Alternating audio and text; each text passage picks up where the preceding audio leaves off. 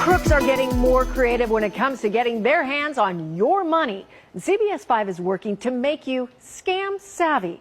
All today, we are uncovering new tricks that scammers are using. And tonight, we have a scam tied to, well, heartbreak. A Valley woman lost everything, including her life savings, to a man that she thought was her fiancé. As Chief Investigative Reporter Morgan Lowe reports, the Arizona Attorney General is now seeing bigger and more complex romance scams targeting Arizona women and men. Maria Timbaga Rojo is making dinner in her studio apartment in Mesa. Just get this to boil. It's cramped quarters, and it wasn't always like this. In fact, Maria used to own this home, but that was before she met a man named Thomas Morgan, who she calls her fiancé. I have gone from a 4-bedroom home into a 1-bedroom apartment to a studio apartment, and I work full time. How she ended up here is a case study in romance scams, how unscrupulous people on the other side of town or the other side of the world con women and men out of tens of thousands of dollars. It's this very ancient, visceral, sort of psychological phenomenon. And it is by no means rare. We're seeing more of them, and that's unfortunate. Maria's story began 4 years ago when she met Thomas at a conference in California. He said, well, I am a jeweler by trade, and I'm here because I am going to be meeting with someone about an assignment that I want to get in Russia. She says they developed a relationship. We communicated through the internet and through the phones. Thomas then claimed he ran into legal trouble overseas, and Maria started sending money. He was framed. He needed a lawyer. He needed to pay bribes. Wire transfer receipts show Maria sent tens of thousands of dollars. When she contacted us, she still believed Thomas and her relationship were real. How much money have you spent so far helping him out? Close to $67,000. Over like 3 years? Over 3 years, yes.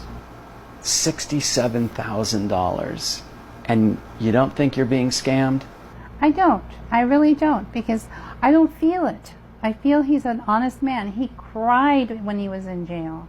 She still believed him, and the true price she had paid was actually much greater. How do these con artists hook their victims? Part of it is preying on vulnerabilities. Athena Actopus is an assistant professor of psychology at ASU. She says it starts with the same feeling of having a crush, then gets more extreme. There's this phenomenon in psychology, too, which is, if you have already said yes to someone, you're more likely to say yes again. It doesn't start with, I need $100,000. It's after you've said yes many times. $1,985. It took us several meetings with Maria to find out how much she really sent to Thomas. $200,000. Bitcoin? I don't understand what that is. I don't do Bitcoin. Through wire transfers to middlemen across the U.S., people she thought were working for a lawyer who was trying to get Thomas out of jail in Russia. And she still did not fully believe she was being conned. At this point, you're not ready to say that it is a scam? Not yet. He didn't look like the type of caliber of person that would scam somebody. Not by the way he talked, not by the fact that is very religious. Are these just single people ripping off Americans, or are these complex organized crime rings? Well, we've seen a mixture. Arizona Attorney General Mark Brnovich has prosecuted romance scammers. He says it's a growing problem, and these cases are very tough to crack. Organized crime, organized gangs in other countries know that this is sometimes a very easy path to money, and that because they're in foreign countries, it's hard to extradite them, it's hard to investigate them. After speaking to Maria for 2 months, we convinced her to go to the Attorney General. By now, she seemed to realize she had been had, and that there was very little chance she would recover any of her money.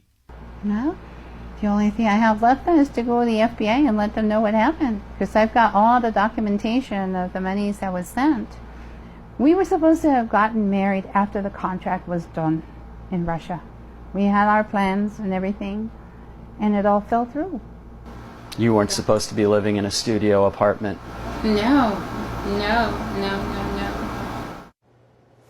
So Maria actually met this man in person at first, and that makes this a little different and a newer form of the classic romance scam. Boy, what a journey to even get her to realize that she was getting scammed. And she really deserves a lot of credit for talking about this, because this is so heartbreaking. But it may help other people not fall for something like this. Being able to identify it, and this was intricate, and this was most likely a criminal ring that spans the globe. All right, Morgan Lowe, our CBS 5 investigative reporter, thank you. And coming up tonight at 10, Morgan is going to actually tell us how crooks are targeting our own 401k accounts, cleaning them out. That's coming up tonight at 10. Paul? Thanks a lot, Sean.